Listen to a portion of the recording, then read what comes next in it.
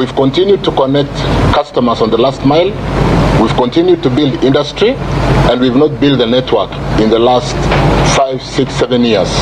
And there is so much constraint in the transmission of electrons from wherever they are generated, and sometimes the network trips when it is overloaded. Yesterday was caused by an overload between Kisumu, Moroni, when there was sudden demand, and the line that between Kisumu and Moroni is dimensioned to carry 80 megawatts.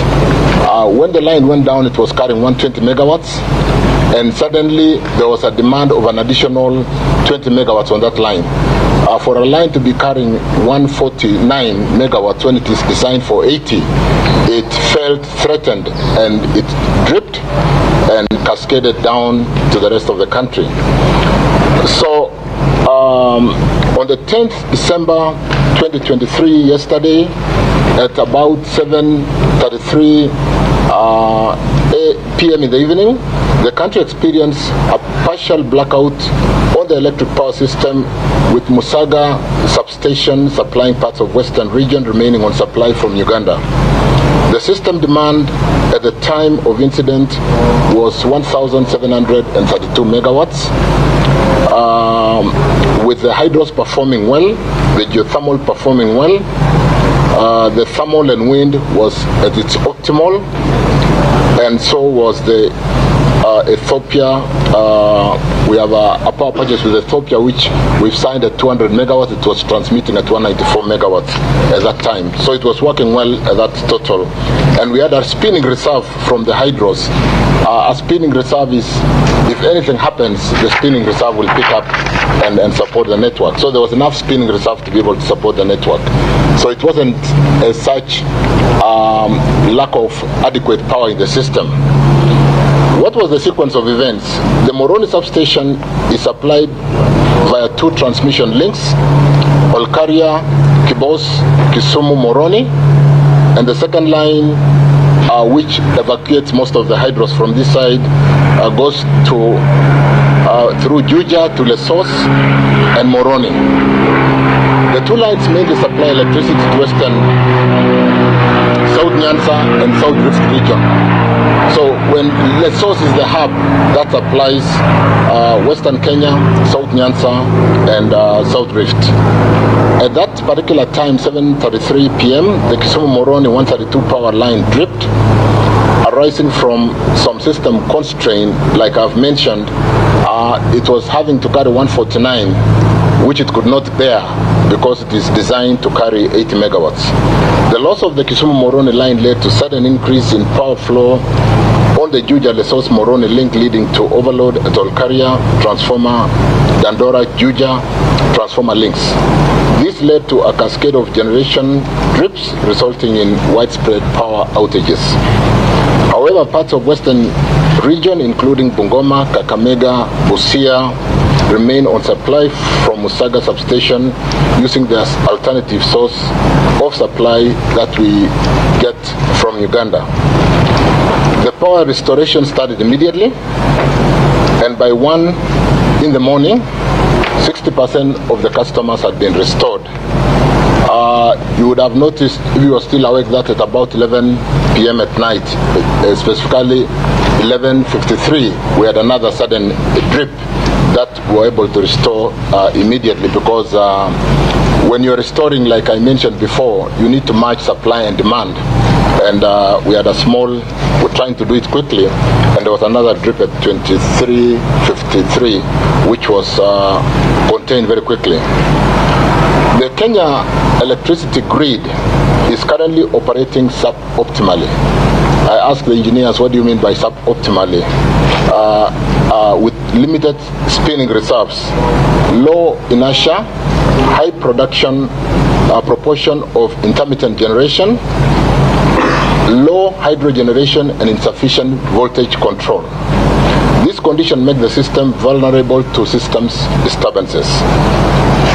When I give you the statement, I will have talked to the proposed mitigation to remove some of those system constraints, like one, The western part of Kenya is serviced, like we said, by Olkaria and the hydros, the 7 cascade hydros, and the transmission links are currently constrained because industry has been growing, the power users have been growing, and we have not upgraded the transmission network, and we are using an 80 megawatts dimension transmission link to transmit 140 megawatts, and you would only expect it to drip to be able to save itself.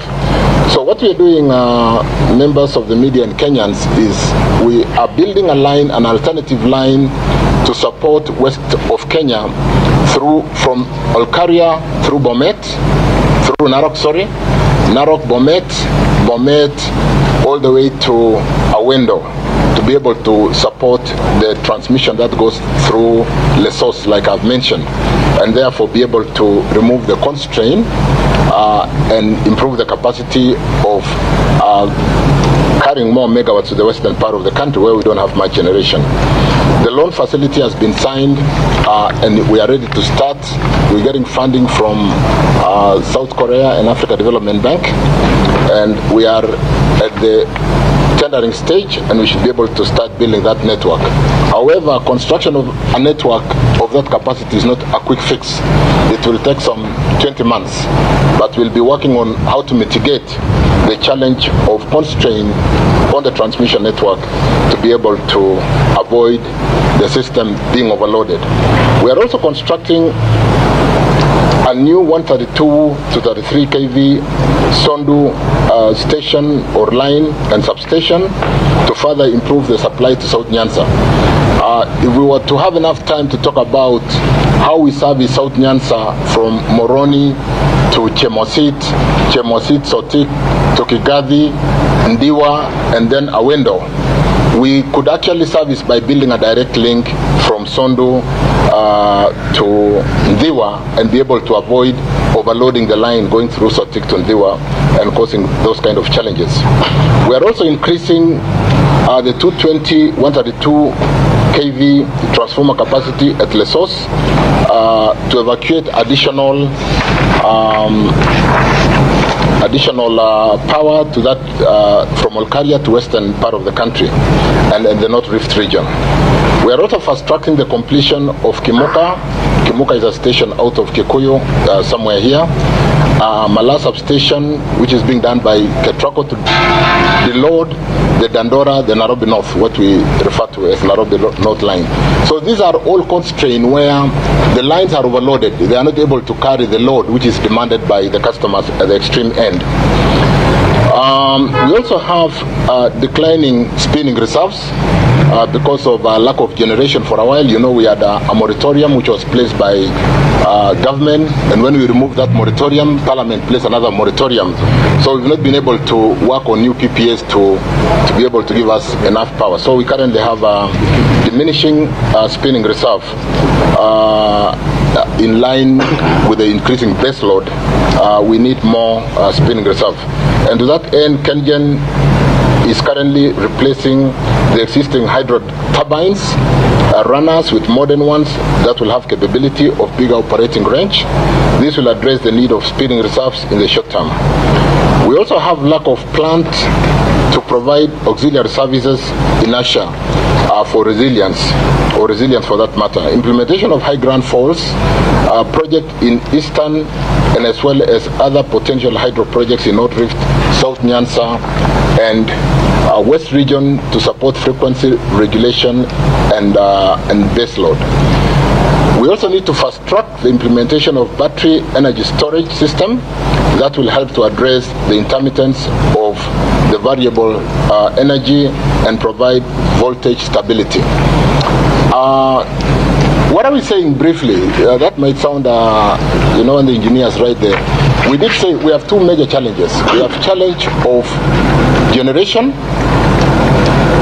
For a while, we did not have enough rains, and we were very down on the hydrology in Masinga. In fact, we have not started generating out of Masinga to date, in spite of the heavy rains. We are generating only out of Kamburu, Kitaru, Kindaruma, and Kiambere. For good reasons why we have not started pushing Masinga because of the challenge of